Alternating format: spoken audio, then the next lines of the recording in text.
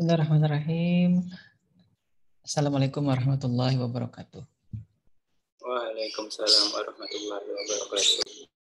Alhamdulillahirrahmanirrahim. Assalatu wassalamu ala rasulillah Sayyidina Muhammad ibn Abdullah. Rekan-rekan sekalian yang saya hormati, alhamdulillah pada kesempatan pagi menjelang siang ya, hari ini kita masih disehatkan badan, masih panjang umur, masih diberi kesempatan untuk bertemu secara daring dalam rangka kuliah online ini ya, tren penelitian ilmu komputer. Ya, sambil menunggu rekan-rekan kita yang lain yang bergabung, hari ini saya live-kan lagi nih kuliahnya, mungkin dari kawan-kawan bisa nanti melihat kembali kalau ternyata terlambat login ya Zoom meeting ini, atau mungkin ingin kembali mengulang materinya bisa dilihat ya. Karena memang akses ke e-learning itu sementara ini masih agak-agak terbatas.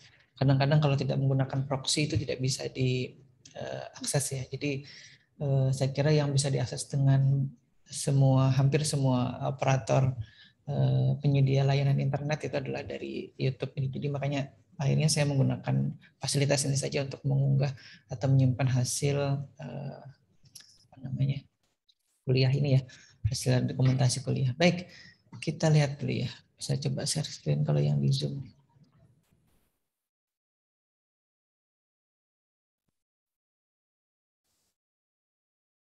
Lihat ya, mudah-mudahan ya.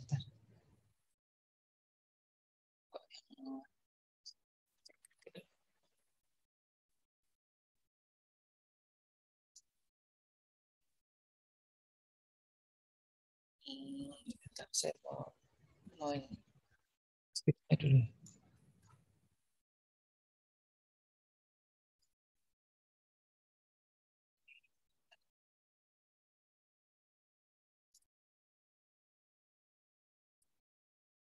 Saya ntar.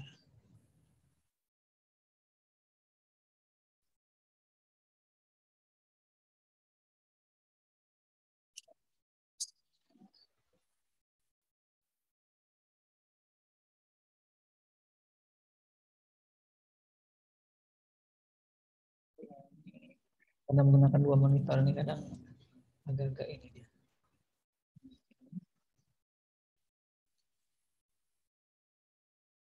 Bisa duplikat dulu ya ini.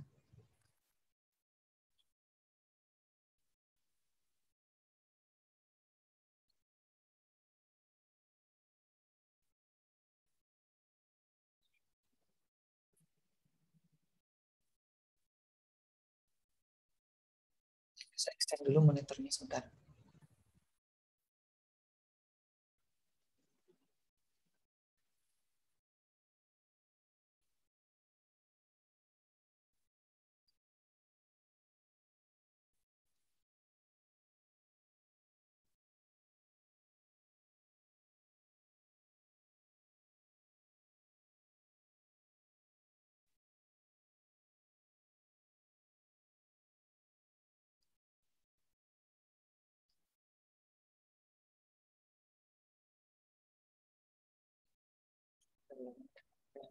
sedikit di sini.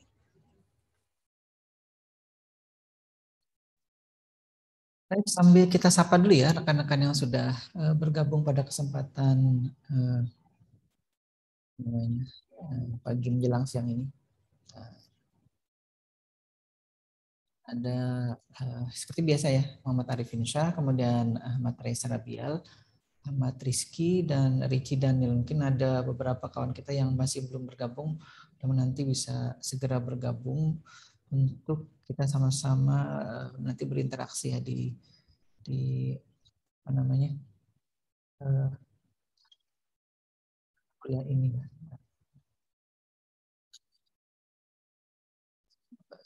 Dulu dari sini. Oke, lihat ya. Sekarang di OBS.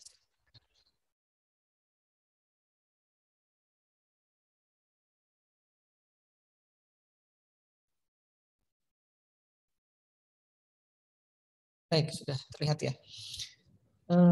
Kita coba lihat dulu ya, waktu pertemuan-pertemuan sebelumnya kita kan sudah membahas beberapa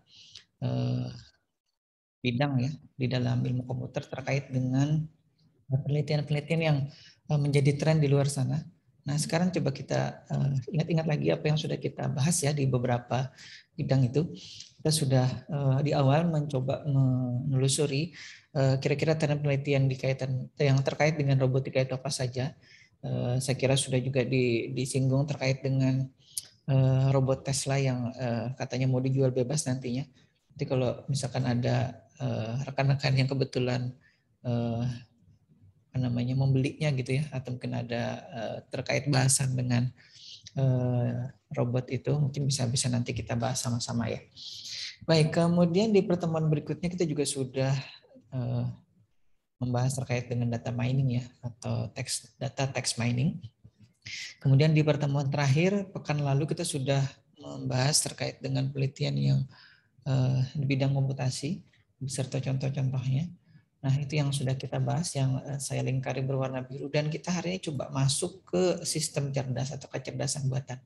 Mungkin ada beberapa rekan yang sudah mengambil mata kuliah ini ya, sistem cerdas dan atau kecerdasan buatan, dan di situ bisa jadi sudah dibahas panjang lebar oleh dosen yang mengajar terkait dengan bagaimana membuat sistem yang cerdas ataupun kecerdasan buatan yang bisa melakukan banyak hal ya, termasuk kalau yang kita akan bahas itu yang menjadi tren ataupun sekarang banyak dilakukan penelitian oleh rekan-rekan, terutama kawan-kawan mahasiswa yang di luar sana ya, tidak hanya yang terbatas di tempat kita. Tempat kita juga ada, tapi nanti yang akan kita bahas itu terkait dengan yang diteliti secara nasional ya. Karena kalau kita hanya berkutat di lokal saja, saya kira itu bukan jadi tren sifatnya ya. Baik. Mungkin ada yang mau dikomentari dulu dari apa yang kita sudah bahas sebelum-sebelumnya. Siapa tahu ada yang kembali melihat rekaman kuliah kita di sebelumnya, kemudian ada hal-hal yang masih dirasa kurang pas gitu, mungkin bisa dikomentari ataupun ditanyakan ya. Kalau di Zoom ini terlihat mata saya melihat ke bawah ya, karena kamera yang saya gunakan kamera yang di sebelah atas. Kalau yang di live YouTube, saya kira mungkin akan terlihat saya menatap ke kamera karena memang saya menggunakan kamera laptop untuk keperluan yang di live streaming ya. Kira-kira demikian ya. Jadi agak sedikit berbeda hari ini settingannya. Saya mencoba saja ya. Baik, sebelum kalau memang belum ada yang ditanyakan dari materi-materi kita sebelumnya ya, mungkin kita akan coba masuk dulu apa sih kecerdasan buatan, dan saya kira kawan-kawan yang sudah mengambil mata kuliah ini sudah tahu betul apa itu kecerdasan buatan ya. Intinya akan kita coba lihat dulu apa sih yang dimaksud dengan kecerdasan buatan sesuai dengan sumber yang ada ya. Jadi kalau yang di Google kita ketik gitu ya istilahnya neural artificial intelligence gitu ya.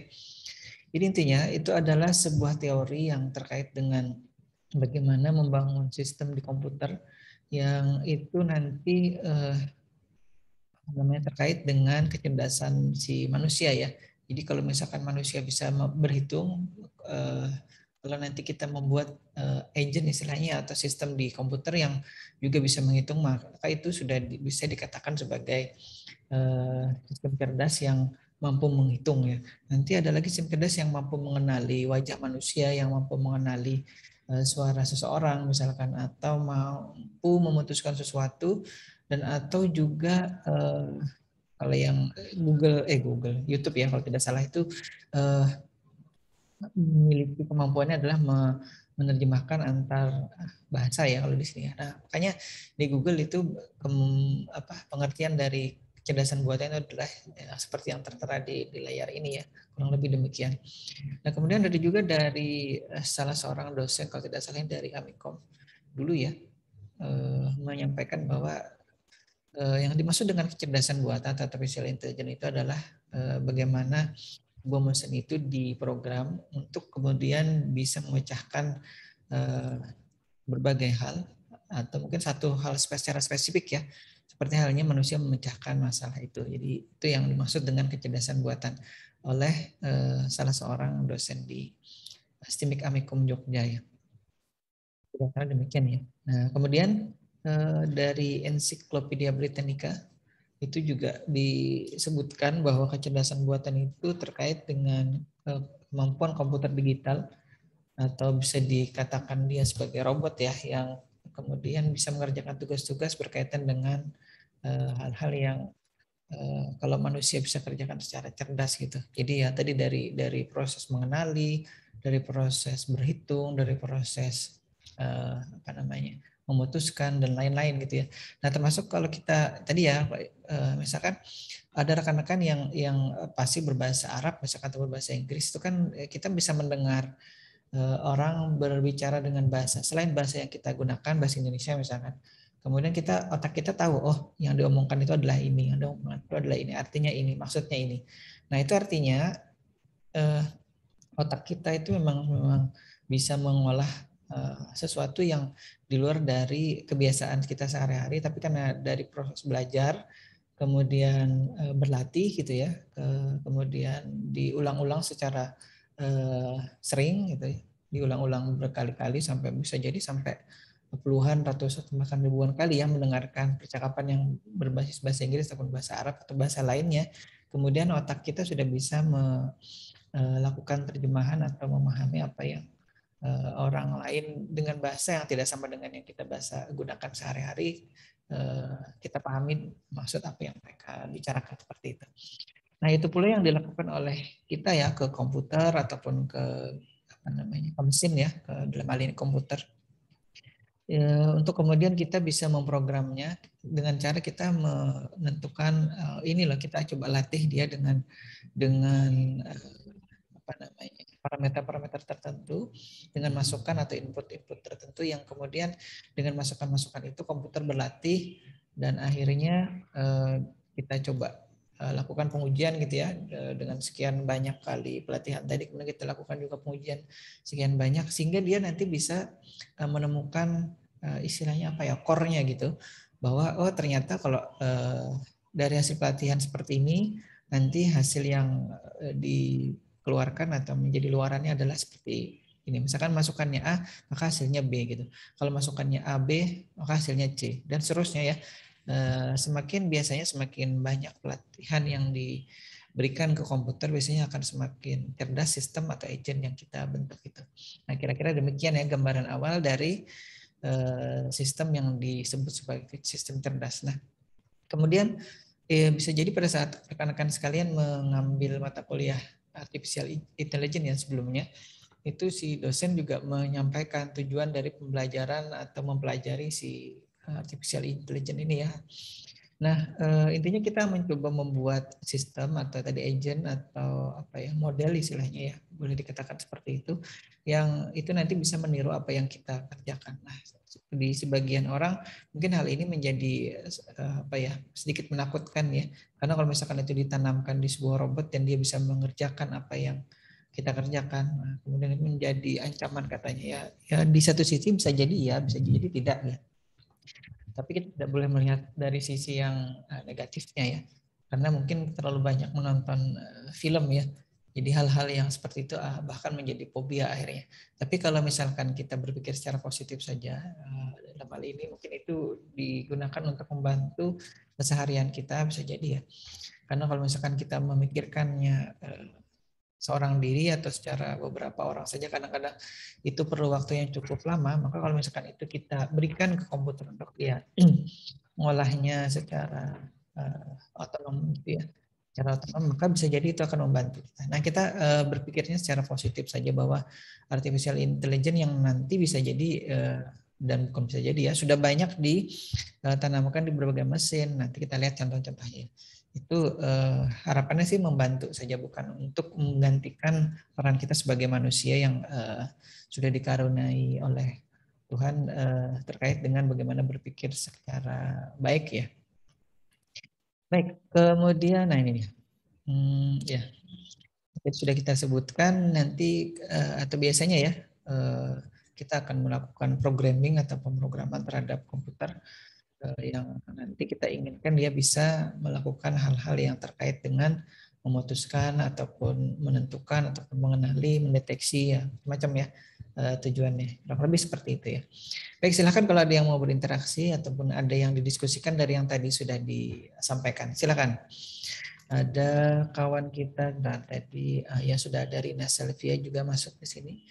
Mungkin ada kawan-kawan yang lain ya. Sambil kalau yang PKL silakan sambil mengerjakan tugas di tempat PKL-nya. Rekan-rekan yang lain yang lagi santai itu silakan ya. Mungkin ada yang menonton via namanya YouTube ya. Baik, saya tunggu sebentar untuk kalau ada rekan-rekan yang mungkin mau berinteraksi.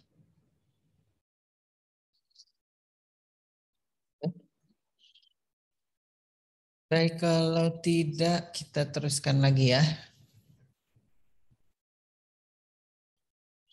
Nah, saya juga melihat ini ya di situs ini terkait dengan contoh-contoh secara di emergency ya di keseharian kita, kira-kira si AI dan terutama machine learning itu diterapkan di mana saja ya. Kita lihat dulu ya. Nah, ya, kenapa saya itu salah satu situs atau halaman web saja yang memberikan gambaran kira-kira keseharian dari si AI ini atau AI ini atau kecerdasan buatan ini di keseharian itu di bidang apa saja atau diimplementasikan di mana saja. Mungkin banyak situs yang lain ya, kawan-kawan sekalian, saya kira tidak perlu didikte untuk cari saja di situ, tidak tinggal dicari saja di Google ataupun di mesin pencarian yang lain ya. Kalau di Microsoft itu ada Bing kalau tidak salah ya. Iya kalau tidak salah ya. Bawaannya browser Edge itu. Nah, misalkan contoh yang real saja ya. Ini kalau di Google situ ada AI powered prediction. Jadi Google itu bisa melakukan prediksi atau bisa memberikan apa namanya ya gambaran-gambaran terkait dengan apa yang kita ketikkan ya pada saat kita mau mencari sesuatu. Jadi dia kalau misalkan saya ketik misalkan apa ya komputer gitu. Jadi sesuai dengan profil, mungkin kalau misalkan kita punya laptop atau punya komputer, kadang kita sudah punya email juga di situ. Kadang kita login di apa namanya di akun YouTube-nya atau misalkan login di mana gitu ya, di akun di browsernya misalkan. Karena kita punya IG, kita punya Twitter atau punya Facebook. Nah, dia akan mencoba menghubungkannya ke sana. Kemudian dari situ kalau misalkan kita ketik komputer nanti hasil pencarian yang terkait dengan profil kita itu bisa jadi sudah dianalisa oleh si Google ya, dan itu sudah mereka miliki. Akhirnya kita bisa oh iya yang saya cari itu sebenarnya komputer terkait dengan apa? Terkait dengan kuliah, terkait dengan hardware misalkan, terkait dengan hal lain yang atau misalkan jurusan yang kita sekarang sedang tempuh gitu ya. Nah, seperti itu. Kemudian ada lagi implementasi dari si AI ini atau AI ini terkait dengan ini kalau saya belum pernah memang ini, tapi kata teman saya di waktu berada di Prancis atau di Eropa ya, itu kita bisa sharing apa namanya tumpangan Uber atau Lyft ini di sana ya. Ya mereka kalau tidak salah dia contohkan yang Uber ini. Jadi kalau misalkan saya ingin kalau di Perancis misalkan ke Menara Eiffel gitu ya, maka saya akan mencari kira-kira orang yang akan melewati jalan yang sekarang saya berada pada posisi itu, kemudian dia akan menuju ke sana juga. Nah, dengan demikian biasanya kita akan mendapatkan harga tumpangan atau apa ya, istilahnya kalau kita ini taksi online itu lebih murah jadinya daripada kita harus memesan sendiri untuk menuju dari titik kita ke titik tujuannya. Nah seperti itu. Jadi bisa jadi kita berbagi dua atau misalkan ada 3 orang bisa dibagi 3 gitu ya ongkosnya. Jadi bisa jadi lebih murah. Nah seperti itu. Ini ada. Nah itu juga sebenarnya yang dilakukan oleh AI atau kecerdasan buatan dalam mencarikan gitu ya penumpang yang sejalan kemudian dengan operator atau dengan kendaraan yang sama gitu. Nah itu ya bisa dibayangkan ya kira-kira ya contoh-contoh sederhana seperti ini. Tapi sebenarnya di belakangnya itu ada AI yang luar biasa rumit ya kalau kita pikirkan secara ya karena memang ini dibuat oleh manusia jadi artinya itu sudah apa namanya memiliki kaidah-kaidah yang kalau manusia pikirkan seperti itu ya. Kalau seperti ini apa, kalau seperti ini apa. Kalau misalkan orangnya yang dimintai sharing apa namanya sharing taksinya itu menolak seperti apa keputusannya. Nah itu ya. Jadi karena ada juga misalkan orang yang tidak mau secara ini ya diganggu, jadi privasinya ya sudah. Kalau saya naik taksi sendirian sudah saya tidak mau ada orang lain yang ikut atau turut serta dengan saya seperti itu. Nah itu aplikasinya harus bisa akomodasi keinginan-keinginan si user ataupun penumpangnya yang seperti tadi ya. Tapi kalau ada juga yang lebih suka mungkin ditemani ada kawannya tidak berkendara sendirian mungkin lebih safe menurut dia kalau berkendara ya menaik taksi online itu kalau ada temannya daripada sendirian gitu ya. Nah itu kurang lebih seperti itu ya anunya contohnya. Kemudian ada lagi commercial flight use. Nah ini kalau misalkan saya kira kawan-kawan sudah tahu ya ada fasilitas sebenarnya di pesawat itu ada autopilotnya. Nah itu nanti yang memberikan jadi kalau misalkan si pilot itu diminta untuk mengendalikan pesawat dari posisi sebelum take off, kemudian terbang sampai nanti persiapan landing dan landing itu bisa jadi memakan tenaga yang cukup ini ya cukup besar ya dalam artian menjaga posisi pesawat itu di ketinggian tertentu kemudian pada arah yang tertentu tidak nanti sekian menit belok ke sini sekian menit lagi belok sekian derajat kemana.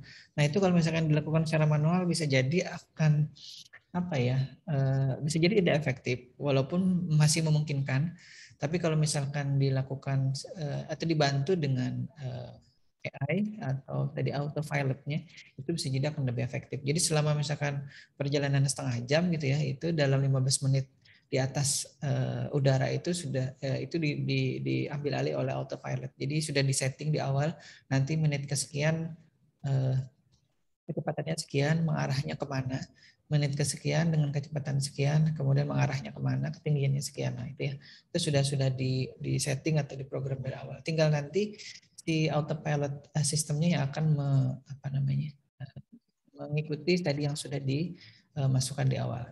Kira-kira demikian sih yang pernah saya tahu ya terkait dengan itu. Mungkin nanti kalau ada yang lebih detail dari yang saya tadi sampaikan bisa jadi dikoreksi ya. Kemudian untuk spam filter juga ini ya, kalau di email ada ya, kalau di Google terutama itu yang saya tahu di Gmail itu bisa kita nanti setting oh email ini, mohon maaf, kita bisa tandai dia sebagai spam.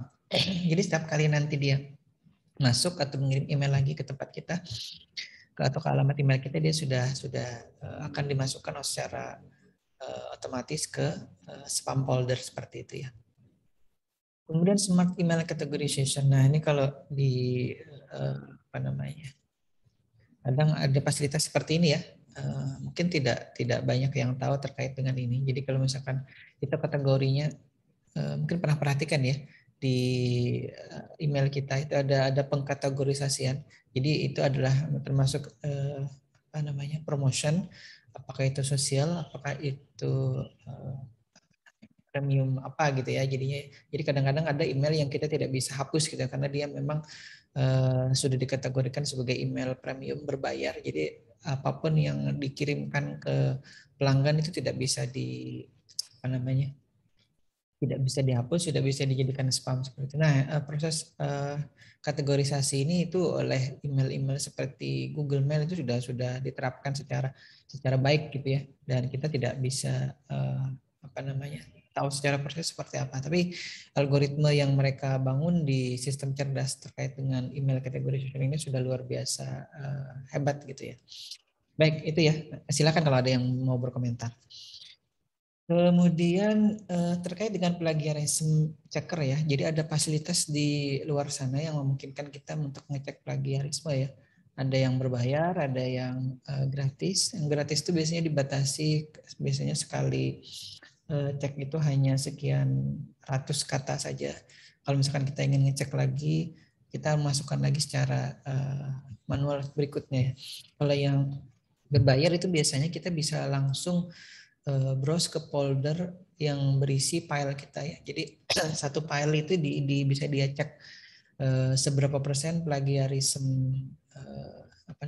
plagiarismenya ya dari misalkan artikel paper kita, artikel ilmiah kita itu bisa kita cek plagiarismenya. Nah ini mobile check deposit, mungkin ada yang pernah punya uang digital ya. Entah itu kalau kita sebut GoPay misalkan atau ada apa sih namanya Oppo atau ShopeePay atau yang lain ya atau Oyo atau ada yang lain lagi. Nah itu juga terkait dengan itu dia bisa cek juga ini bisa connect ke mana-mana saja atau mungkin ada promo-promo terkait misalkan saya punya sisa uang sekian sekian ribu gitu ya. Ternyata ada promo nih harga laptop hanya Rp1.000 misalkan gitu ya. Nah itu dia bisa ke arah sana.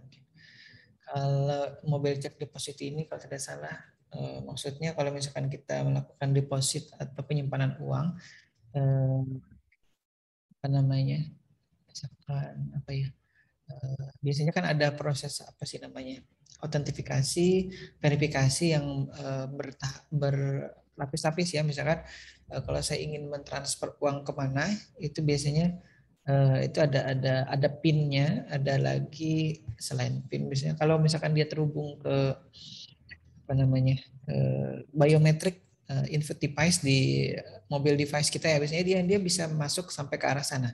Jadi betul tidak yang mau mentransfer uang ini adalah si pemilik akun, kemudian atau si pemilik handphonenya, kemudian dia nanti menghubungkannya ke biometric misalkan ke face detection-nya ataupun face recognition ya maksud saya.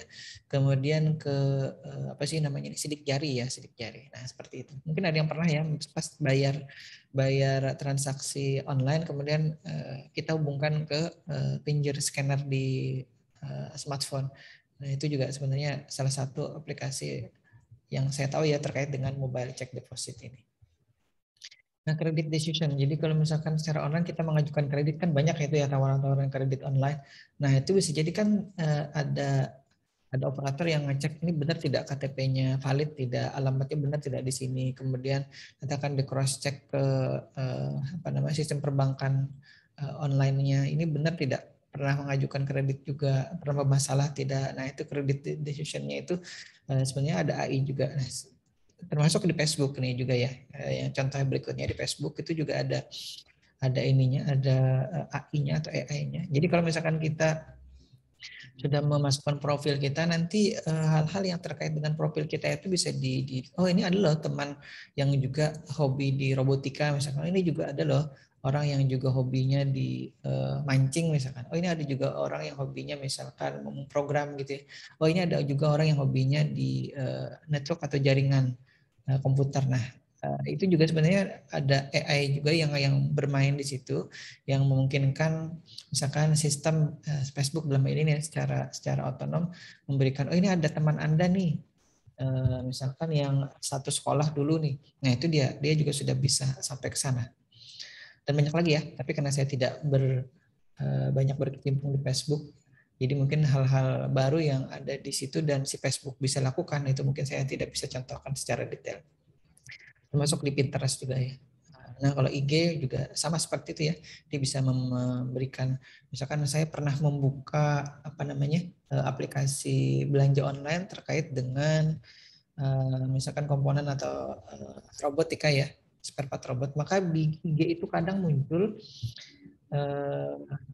layanan-layanan yang memberikan tawaran. Ini loh ada spare part robot baru nih, ada Arduino baru, ada microcontroller baru misalkan gitu ya. Nah itu jadi dia sudah masuk sampai ke arah sana. Dan macam ya. Nah sekarang kita coba masuk dulu ke ini ya, di AI Autopilot. Nah AI Autopilot itu sebenarnya masuknya ke autonomous robot ya. Kalau misalkan kita kita turunkan ya dari Autopilot, kemudian ada autonomous robot, kita lihat ada tidak contoh yang atau lebih detailnya seperti apa ya autonomous robot itu. Ini karena memang bidang saya di robotika, jadi saya membahasnya ke arah situ ya, sedikit banyak ke arah. Nah, autonomous robot itu kalau terkait dengan AI tadi atau AI tadi, maka intinya dia akan beroperasi tanpa dikendalikan oleh manusia. Jadi dia secara otonom nanti melakukan hal-hal yang, mohon maaf ini tampaknya apa sih namanya nih? Website sumbernya tertumpang dengan tanggal itu, mohon maaf. Nah, si robot ini secara otonom juga tadi kalau sudah diprogram ya, dia bisa mendeteksi objek di sekitarnya. Itu yang sempat atau pernah saya kerjakan juga. Jadi menanamkan kemampuan di robot, dia bisa tahu. Nanti kalau ditanya lagi seperti apa dia bisa tahu bahwa di sebelah kanan kiri atau di sekitarnya itu ada objek gitu. Nah, itulah nanti ada sensor yang dipasang. Kemudian dari sensor saja sebenarnya tidak cukup ya. Sensor itu perlu diolah lagi. Yang mau diolah informasinya apa? Misalkan jaraknya ya, kalau di saya ya, jaraknya sekian. Objek yang ada di depan itu sekian jaraknya. Di sebelah kanannya sekian, di sebelah kirinya sekian jaraknya. Nah, terus keputusannya apa? Keputusannya misalkan kita harus menghindari kalau misalkan di jarak di sebelah depan ya atau di depannya itu terlalu dekat, maka kita harus ngapain? Maka robotnya harus kita program untuk dia bisa menghindari itu dengan cara apa? Dengan cara bergeser ke kanan atau mundur atau bergeser ke kiri atau maju serong kanan, maju serong kiri dan seterusnya. Ada rule atau aturan yang kita tanamkan di dalam sistem atau pengendali robotnya. Kemudian saya juga pernah membangun algoritma yang terkait dengan bagaimana dia memetakan keadaan lingkungannya, walaupun tidak rumit ya, masih sederhana saja. Intinya kalau dia menemukan obstacle atau penghalang di depannya, kemudian dia tandai, oh di jarak sekian dari titik tujuan di depan itu ya ada obstacle, saya tandai ini, saya beri warna kotak warna hitam gitu seperti itu. Nah itu yang pernah saya kerjakan algoritmanya ya. Nah, kemudian sebenarnya ini harusnya banyak ya contoh-contoh robot yang kalau dia dari titik A kemudian ke titik B, kemudian dia bisa lagi balik ke titik A itu secara otonom. Nah, dia merekam tadi tracknya ataupun tadi jalur yang sudah ditempuh, kemudian dia akan mengulangi lagi. Nah, kalau yang di model-model drone sekarang itu ya dia bisa return to home istilahnya ya, dengan cara merekam posisi tadi GPS-nya ya. Jadi posisi dia terhadap menggunakan GPS itu. Posisinya ada di mana? Dari ke titik A ke titik B, kemudian nanti dia akan balik posisi dia take off-nya. Kurang lebih seperti itu ya. Baik, silakan mungkin kalau ada yang mau dibahas dulu. Ada Rizky, ada Raisa, kemudian ada satu lagi nih, Rina, ada Arifin atau Ricci, dan kawan-kawan yang lain ya. Silakan kalau mau ada yang dibahas dulu. Rizky? Rifin, ya Rifin.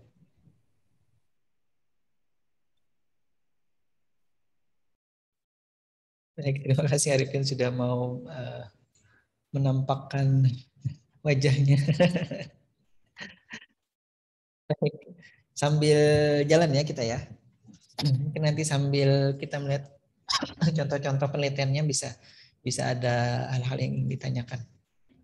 Baik, ini contoh dari si PKM ya, program kreativitas mahasiswa. Kenapa saya selalu merujuk ke sini? Karena apa? Karena memang setiap tahun ini akan diperbarui terus dan trennya saya kira ke arah sana ya, terutama ya kita melihatnya trennya di Indonesia dulu ya, mahasiswa itu seperti apa, karena posisi rekan-rekan sekalian kan adalah sebagai mahasiswa, jadi karenanya saya menyontohkannya adalah contoh-contoh yang oleh mahasiswa di luar sana ataupun rekan-rekan kita di luar sana itu sedang kerjakan gitu ya dan sedang didanai.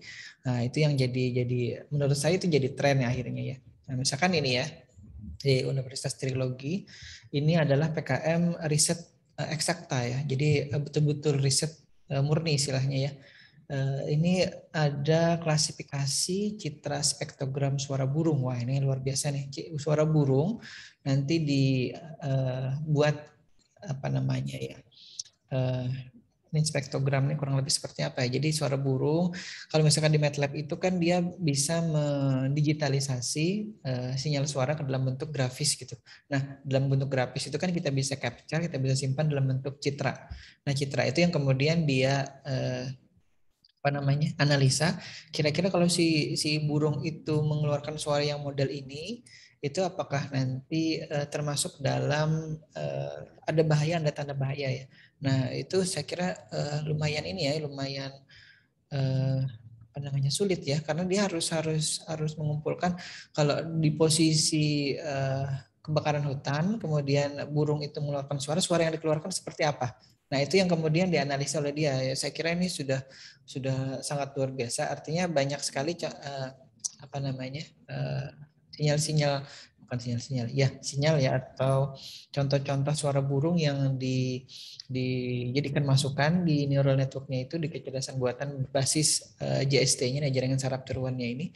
Kemudian untuk dilatihkan dengan dipadukan menggunakan machine learning nanti bisa jadi sebuah peringatan dini kebakaran hutan ya. Wah, ini luar biasa ini ya. Nah, jadi maksud saya sekarang contoh ini menjadi apa namanya pemicu bagi kita orang di luar sana itu sudah sampai ke situ loh ininya apa namanya penelitiannya.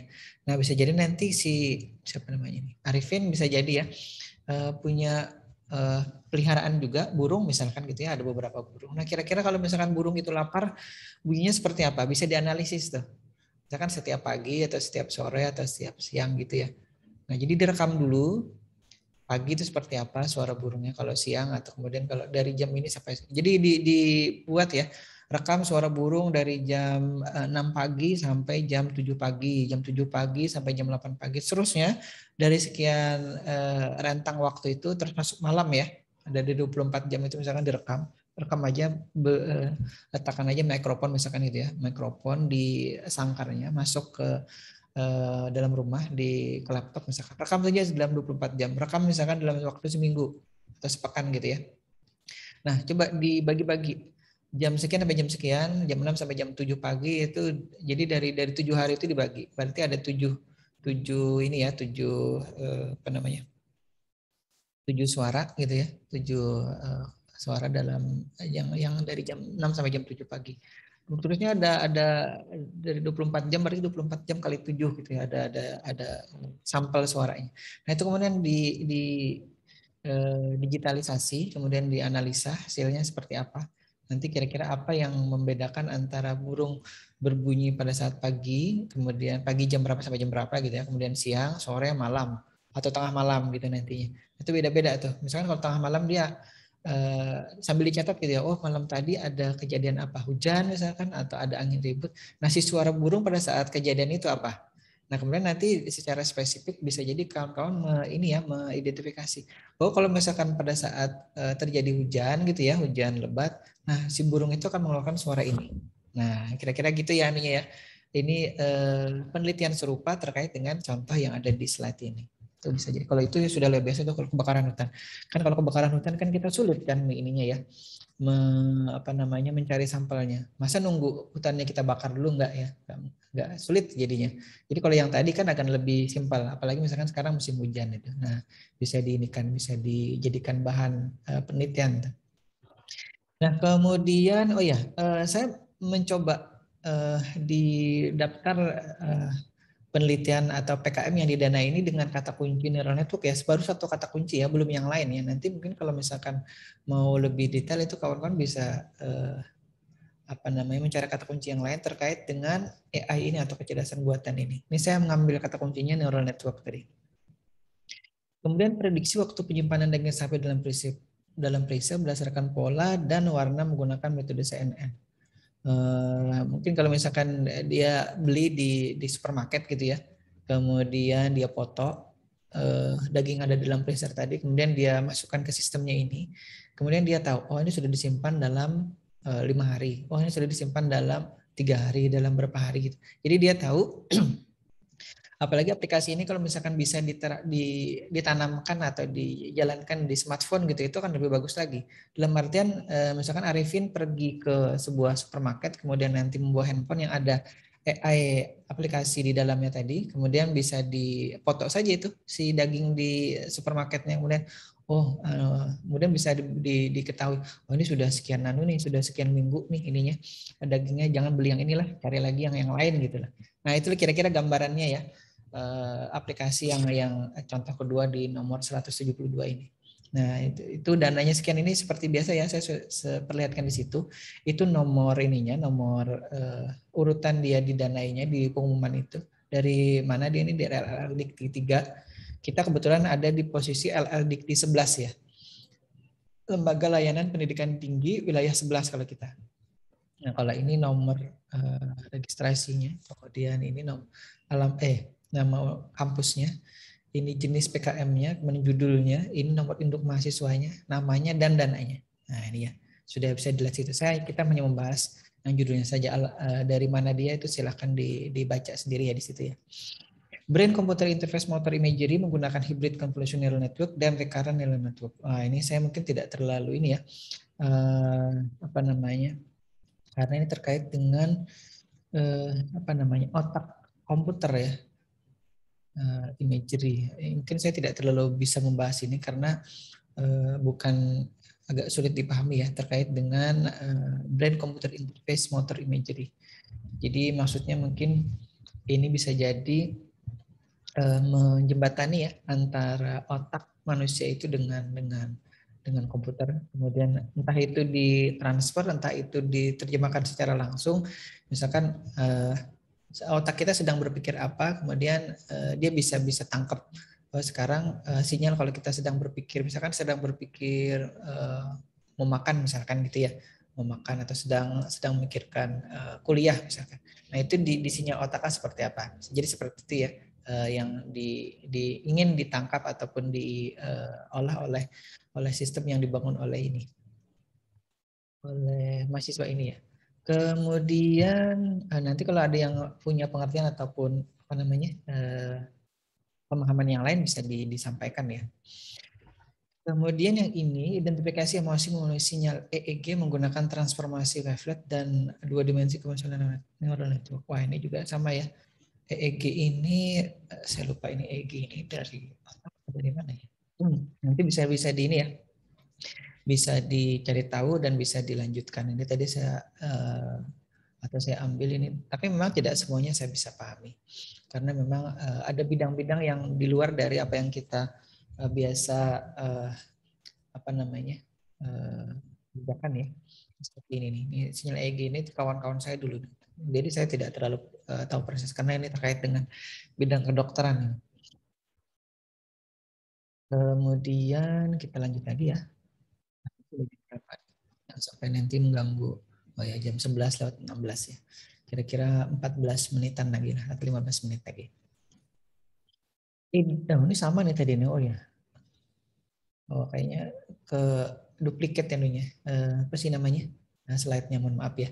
Berikutnya identifikasi video gerakan tangan menggunakan recurrent convolutional neural network. Nah, kalau kawan saya dulu itu melakukan penelitian terkait dengan jari matika ya. Nah, jari matika. Jadi kalau misalkan dia satu tambah itu pakai kode apa gitu, misalkan tambah 2 gitu ya. Jadi dia mengidentifikasi kalau itu posisi tangannya seperti ini maksudnya apa? Kalau posisi tangannya ini maksudnya apa? Untuk terkait dengan jari matika itu ya. Kan ada ya, mungkin ada kawan-kawan yang sudah juga belajar ataupun mahir di jari matika. Nah, mirip juga dengan ini. Ini sebenarnya dia ada video gerakan tangan. Tadi gerakan tangan itu kalau misalkan di TV ataupun di ini sekarang itu ada yang untuk bahasa isyarat itu ya. Nah, bisa jadi di penelitian ini tujuannya adalah terkait dengan itu.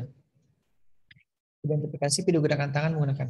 Nah, maksudnya gerakan tangan yang seperti apa? Memang kita tidak tahu persis, tapi kita hanya menduga bahwa kalau yang dimaksud dengan gerakan tangan itu terkait dengan tadi bahasa isyarat, nah maka dia bisa mengidentifikasi kalau gerakan tangannya misalkan apa gitu ya, misalkan seperti ini itu apakah memanggil, apakah mengatakan sesuatu, sehingga dari gerakan itu dia bisa terjemahkan, oh ternyata kalau gerakannya seperti itu adalah dalam bisa diartikan sebagai memanggil ya.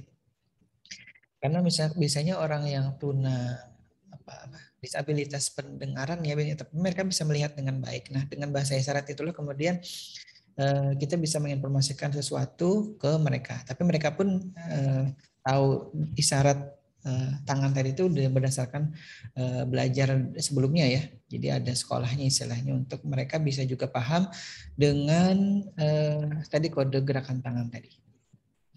Nah, kemudian berikutnya ada prediksi curah hujan harian terhadap El Nino menggunakan convolutional neural network. Nah, ini mungkin dari tadi yang muncul itu convolutional neural network gitu ya, banyak ya. Jadi tidak hanya neural network murni atau JST murni, sudah macam-macam. Ada konvensional, ada recurrent, ada yang lain juga gitu ya. Ada digabungkan dengan machine learning.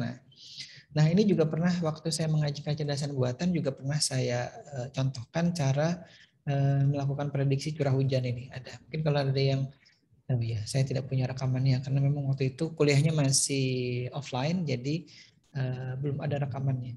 Rekaman harusnya karena memang kita tidak menduga dulu ya tahun 2019 itu bahwa tahun beberapa bulan berikutnya kemudian ada pandemi dan kita harus belajar secara daring seperti ini, secara online. Saya pernah mengajar terkait dengan prediksi curah hujan itu. Jadi intinya ada histori curah hujan dari beberapa bulan sebelumnya, kemudian kita masukkan ke neural network, kemudian kita bisa prediksi kira-kira bulan depan itu curah hujannya tinggi, rendah, sedang, atau seperti apa gitu ya. Nah, kemudian rancang bangun instrumentasi pendeteksi stres dengan AI ya, artificial neural network. Nah, ini juga sama ya. Entah seperti apa yang dimaksud instrumentasi pendeteksi stresnya ini, apakah dalam bentuk alat, apakah dalam bentuk software, kemudian apakah dalam bentuk yang lain gitu ya. Misalkan bisa jadi ada yang membuatnya dengan telapak tangan, ada yang membuatnya dengan misalkan ekspresi wajah, ada yang membuatnya dengan deteksi mata misalkan ya. Kita tidak tahu persis seperti apa yang dibuat oleh rekan mahasiswa kita ini. Tapi ya kurang lebih seperti itu ya. Dia sudah misalkan masukannya tadi berupa wajah, video wajah maksudnya, dari mungkin diminta untuk berekspresi. Coba sekarang senyum dalam beberapa detik gitu ya, tahan senyumnya, kemudian lagi coba sekarang ekspresi datar, kemudian coba sekarang kita rekam lagi ekspresi manyun itu apa sih, muram misalkan gitu ya. Nah, kemudian dari 3 masukan tadi, dia bisa mendeteksi, oh ternyata orang ini lagi stres, orang ini lagi ini. Dengan apa misalkan dari analisanya, misalkan kalau tersenyum itu senyumnya dipaksa misalkan gitu ya. Atau tadi pada saat posisi datar, posisinya misalkan posisi wajahnya terlalu banyak mengerut, dahinya mengerut banyak misalkan gitu ya. Nah, itu bisa jadi, kita tidak tahu persis parameter-parameter dari sistem ini, tapi kita hanya menduga saja ya tadi ya, contoh-contoh saja. Misalkan untuk menentukan seorang itu stres, diambillah 3 masukan tadi ya. Video misalkan 10 detik orang itu tersenyum, video 10 detik orang itu datar, tidak tersenyum, tidak juga cemberut gitu ya. Kemudian satu lagi 10 detik berikutnya untuk masukkan orang itu diminta untuk cemberut misalkan gitu ya, atau ekspresi marah. Nah, kemudian dari 3 ekspresi tadi, 30 detik tadi, kemudian dianalisis dengan ANN-nya, sehingga dia bisa menyimpulkan, oh orang ini lagi stres, orang ini tidak lagi stres, gitu ya. Nah, biasanya ya contohnya kalau orang lagi stres, biasanya misalkan itu mau ujian gitu ya, atau lagi mau bayar SPP, tapi misalkan kalau saya dulu pengalaman ini mau bayar SPP, tapi misalkan uangnya tidak cukup nih, Atau misalkan saya mau bayar SPP tapi gajinya belum masuk. Nah, itu dia. Itu biasanya ada ekspresi stresnya di situ. Nah, dari situ biasanya kita bisa ambil gitu ya, misalnya kita rekam, oh ini loh kalau saya lagi stres mau bayar SPP tapi misalkan uangnya kurang ya, seperti saya dulu misalkan. Nah, itu kemudian dijadikan masukan. Nah, tapi tidak cukup hanya satu, misalkan ada sekian puluh orang kawan yang lain juga yang mengalami hal serupa. Secara jujur mereka tahu posisi mereka itu lagi stres gitu ya. Kemudian posisi kalau mereka lagi stres itu senyumnya seperti apa, kemudian posisi cemberutnya seperti apa, dan posisi datarnya seperti apa. Itu dimintai. Jadi misalkan Arifin mau meneliti terkait dengan itu, bisa saja kawan yang mengambil mata kuliah ini diminta tolong gitu ya. Kalau posisinya lagi stres, tolong dong direkam gitu ya. Dengan menggunakan kamera depan ininya, smartphone-nya dicari tahu. Dia suruh senyum 10 detik, kemudian dia suruh cemberut 10 detik, kemudian dia suruh bermuka datar, ekspresinya datar maksudnya tanpa ekspresi itu seperti apa. Dan 10 detik ada 30 detik. Nah, itu dicoba dianalisis. Kumpulkan ada beberapa orang, kemudian nanti dianalisis. Seperti apa gitu ya posisi stresnya. Baik, itu sekedar gambarannya. Kemudian klasifikasi penyakit pernapasan berdasarkan suara paru. Wah, ini suara ya. Jadi suara paru itu kan kalau tidak dokter spesialis paru biasanya agak sulit. Misalkan saya dulu batuk cukup lama ya, berbulan-bulan. Ternyata pada saat saya sudah beberapa kali ke dokter di waktu di Jogja itu tidak bisa sembuh.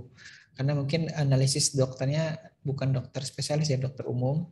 Kemudian analisisnya tidak terlalu akurat. Pada saat saya pulang ke Banjarmasin, saya ke almarhum dokter spesialis paru di Rumah Sakit Islam ya. Tidak begitu lama beliau setelah menganalisa suara paru saya, baik di depan ini ya, di dada sebelah depan, kemudian di belakang. Kemudian beliau coba untuk memastikan bahwa ini penyakitnya apa, di ronsen. Sebenarnya beliau sudah tahu dengan mendengarkan suara tadi ya, suara dengan stetoskopnya, tapi untuk meyakinkan bahwa itu benar batuk kering misalkan ya anunya ya, penyakitnya, beliau kembali meminta untuk di ronsen paru-parunya. Setelah di ronsen, oh ya betul, sudah gitu. Nah, jadi kalau misalkan nanti mau di ini ya, di namanya dibuat juga penelitian, ini luar biasa nih. Jadi dia dari suara paru itu ya, mungkin dari stetoskop dimasukkan ke mikrofon yang lumayan sensitif, direkam. Nah, orang yang sakit pernapasan misalkan asma itu seperti apa bunyinya, orang yang normal itu seperti apa bunyinya.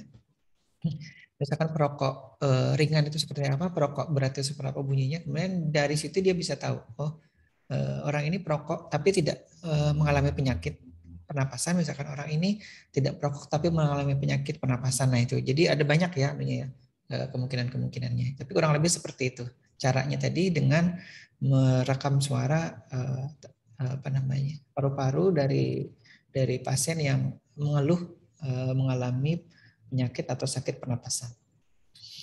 Lebih demikian ya, silakan saya dipotong aja nih kalau misalkan ada hal-hal yang ingin ditanyakan. Saya sambil melihat jam. Masih 5 menit waktu kita ya. Ini masih EEG. Ya. Speech synthesis berbasis sinyal EEG pada penderita tunawicara. Jadi maksudnya bisa jadi gini ya. Sinyal EEG ini kita asumsikan sinyal EEG ini sinyal otaknya. Saya tidak tahu persis ini. Kalau misalnya sinyal otak si tunawicara ini, kalau sekarang mereka harusnya menyebutnya penyandang disabilitas berbicara gitu ya. Tapi kalau mau ini tetap pakai istilah tunawicara ya boleh ya, tidak masalah. Misalkan kalau dia ingin mengatakan nama saya gitu ya, itu sinyal otaknya munculnya seperti apa? Kalau misalkan dia ya si penderitanya misalkan mau munculkan saya mau minum, nah itu sinyal otaknya seperti apa? Atau dia mengucapkan kata saya, itu sinyal otaknya seperti apa? Kalau kita asumsikan di sinyal otak ya. Nah itu yang dianalisa oleh ini. Kemudian dari situ bisa jadi nanti akan ada penerjemah sinyal otak si penderita tunawicara dengan BLSTM, Recurrent Neural Network, ada AI-nya di situ ya. Jadi itu yang mungkin ya asumsi kita dengan judul penelitian speech synthesis berbasis sinyal EEG pada penderita tunawicara berbasis Recurrent Neural Network ini. Kemudian karena waktunya terbatas ya, kita lanjut dulu. Pemanfaatan ekstrak ubi ungu sebagai indikator label dalam pemantauan kesegaran udang menggunakan neural network. Alhamdulillah. Nah, kita tahu proses nih ya, ini ada katanya dengan kimia juga. Jadi ekstrak ubi ungu itu diapakan, kemudian bisa jadi gini ya, ekstrak ubi ungu, kemudian si udang itu dimasukkan ke situ, gitu ya. Kemudian udang setelah misalkan beberapa detik ya atau beberapa menit, anggaplah setengah menit gitu ya, setengah menit, kemudian nanti hasil ubi ungunya tadi, ekstraksi ubi ungunya tadi, airnya itu ya misalkan berubah menjadi warna tadinya ungu menjadi berubah warna merah misalkan gitu ya. Nah itu oleh si sistemnya ini bisa dianalisis. Oh ini ubi udangnya ini masih segar, udangnya ini sudah layu misalkan ya, kalau kita sudah sering membeli ini biasanya sudah tidak masalah ya, bisa terlihat dari warnanya udangnya sendiri ya, atau misalkan terlihat atau tercium dari baunya. Tapi kalau misalkan ada penjual yang mungkin kreatif gitu ya, udang yang sudah berhari-hari itu bisa jadi dengan teknik tertentu bisa bisa bisa apa namanya terlihat segar gitu dari secara kasat mata. Tapi dengan model yang dia bangun ini bisa jadi setelah dimasukkan ke situ ya, nanti ekstrak ubi ungunya akan menunjukkan warna warna perubahan warna tertentu. Nah, perubahan warna itu yang kemudian dijadikan apa namanya dasar untuk penentuan segar tidaknya si udang tadi. Sekarang lebih seperti itu ya yang saya bisa apa namanya duga gitu. Nanti kalau ternyata tidak seperti itu bisa jadi karena memang saya yang salah gitu ya dalam memperkirakan kira-kira apa yang dibangun. Karena kita tidak tahu persis ya yang dilakukan oleh ini karena hanya judulnya saja. Prediksi piperin secara non destruksi pada cabai Jawa. Wah ini mungkin tingkat ini ya, tingkat kepedasan ini ya, apa namanya sebuah cabai ya, sebuah cabai, benar nggak bahasanya sebuah cabai? Dari cabai lah intinya gitu ya. Ada zat yang piperin, mungkin zat pedasnya jahe itu, kemudian dianalisa. Jadi kalau misalkan kalau tadi si ubi ungu itu diekstrak, mungkin juga sama gitu ya. Jadi diekstrak dari cabai, kemudian diekstrak, kemudian ada warnanya. Nah, dengan AI dia bisa tahu, oh ini dengan kalau warnanya terlalu kemerahan atau terlalu hijauan atau terlalu apa namanya oranye misalkan, itu tingkat pedasnya berapa? Level 1, 2, 3 sampai berapa gitu. Karena biasanya ada ya kalau si cabai itu. Nah, ini dugaan saya kurang lebih seperti itu. Kemudian ini sistem peringatan deteksi kerumunan. Wah ini lagi tren ya sekarang ya, kalau misalkan kerumunan di mana kemudian ada peringatannya. Tapi saya kira ya, kita sudah tahu aja ya. Tapi bisa jadi di sini yang dimaksud kerumunan itu ada berapa? Misalkan dalam 1 meter persegi ada 4 orang ya, itu disebut kerumunan gitu ya. Nah rekan mahasiswa kita ini ya yang kemudian membangun sistem peringatan deteksi kerumunan itu dengan di CCTV. Jadi dia mengukur di CCTV itu dengan titik sekian sampai titik sekian itu ada orang berapa. Kemudian kalau misalkan dia jabarkan lagi di titik berikutnya lagi sampai titik berikutnya lagi secara apa namanya citra videonya, kemudian dia bisa menyimpulkan oh ini terjadi kerumunan, oh ini tidak terjadi kerumunan. Karena jadi harus definisikan dulu ya kerumunan itu dalam kapasitas berapa. Misalkan tadi 1 meter persegi itu ada 4 orang misalkan yang berada di sekitar titik itu, titik segi 4 gitu ya. Karena CCTV kan modelnya 2 dimensi ya. Jadi dia hanya tahu X dan Y-nya. Nah dari titik itu yang kemudian dia ukur ada berapa orang yang terdeteksi di dalam kotak yang berukuran 1 meter perseginya tadi. Ya bisa dia ini ya bisa di namanya bisa dipahami lah kurang lebih ya, mudah-mudahan ya. Baik, bentar. Kayaknya waktunya sudah habis ya. Pak. Ya, Arifin. Yang sebelumnya tadi itu Pak, boleh lah Pak diundur lagi Pak. Lu hendak men-screenshot boleh lah Pak. Yang ini. Nah, ini. Nanti saya sharing aja filenya ke ya ke grup juga ya. Kalau iya silakan di screenshot, silakan. Udah.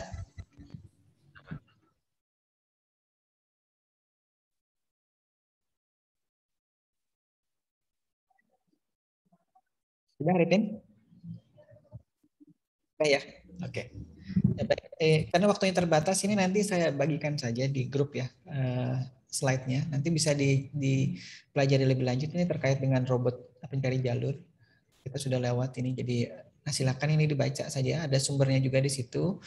Nah, ini juga terkait dengan masih SVM, Super Vector Machine dan Neural Network, terkait data tracer tadi. Ini tahun 2018 ya, jadi masih lumayan bisa dijadikan rujukan karena waktunya masih kurang dari 5 tahun terakhir. Nah, nanti kalau misalkan ada yang sudah punya ide, silahkan nanti dituangkan dalam bentuk proposal ini ya. Nah, jadi sekali lagi nanti tujuan akhir dari perkuliahan ini, kita akan nanti membuat masing-masing membuat proposal PKM itu nanti terkait dengan 8 bidang ini ya, terutama ya 8 bidang itu ya. Kemudian apakah terkait dengan nanti, maksudnya penelitian skripsinya apakah tidak masalah. Yang penting nanti dibuat dulu proposalnya, kita ajukan sama-sama ke Dikti melalui wakil ketua bidang akademik ya nanti ya, termasuk juga operator PKM di tempat kita di sini Banjarbaru. Nah, kira-kira itu ya yang saya bisa sampaikan pada kesempatan siang hari ini. Sudah siang kayaknya nih, karena sudah jam 11:30 ya. Mudah-mudahan kita bisa bertemu lagi dengan kondisi sehat walafiat ya di pekan depan. Saya akhiri dengan ucapan wabillahi taufiq wal hidayah. Assalamualaikum warahmatullahi wabarakatuh. Terima kasih atas interaksi dan partisipasinya. Sampai ketemu lagi ya.